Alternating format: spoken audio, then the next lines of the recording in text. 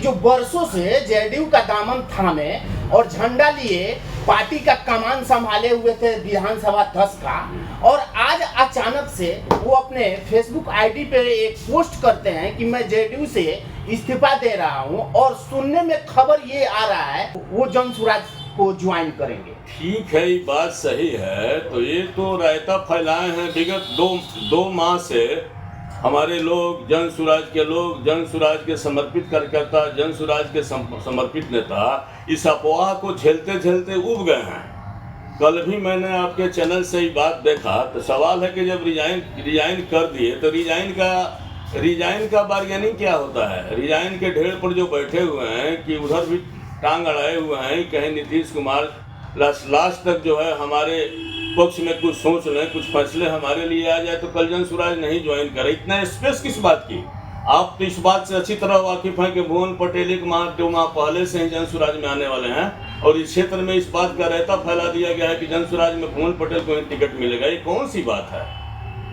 जख्म हमारे लोग झेल रहे हैं, दर्द हमारे लोग झेल रहे हैं, दिन रात हमारे लोग किए हैं, संगठन हमारे लोग खड़ा किए हैं, और उनको ये फैलाने से क्या फायदा? अब ये बात बताइए। चलिए, यह तो पार्टी है, ये संगठन है, इसमें लोग आते रहते हैं, जाते रहते हैं। जो उनके गुरुदेव हैं आरसी प्रसाद सिंह, रामचंद्र प्रसाद सिंह, वो भी तो जदयू से आए हुए हैं। तो आना जाना तो पार्टियों में लगा रहता है। लेकिन ये क्या बात है, जब आए तो आ जाते, दिल से 2 महीना पहले ही आ जाते।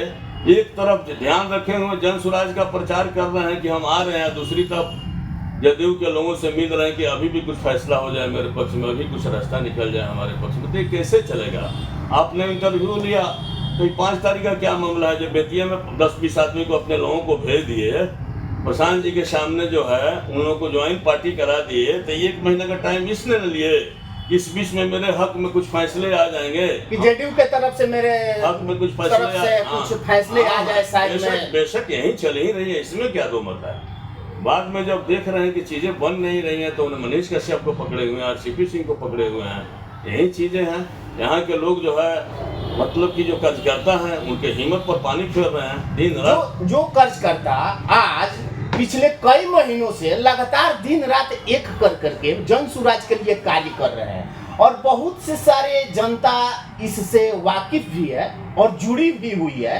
अगर अचानक से अगर भुवन पटेल जी का नाम आ जाता है तो उन जनता पे और उन कार्यकर्ताओं पे क्या असर पड़ेगा? ये क्या देख ही रहे हैं कि बीच रास्ते में बारात चलती है और बीच रास्ते में तो दूल्हा बदलने की बात है। इस पर हम लोग क्या कह सकते हैं? ये तो जन स्वराज के लोगों को जानना है। हमारे आदरणीय प्रशांत किशोर जी जो जन जन के नेता हैं, जिनकी पदयात्रा जो है विश्वव्यापी पदयात्रा हुई, बिहार के लोगों से मिले, बिहार की गरीबी को देखे, बिहार के पलायन को देखो, बिहार के अशिक्षा को देखे, माँ बहनों की आंखों की आंसू देखे।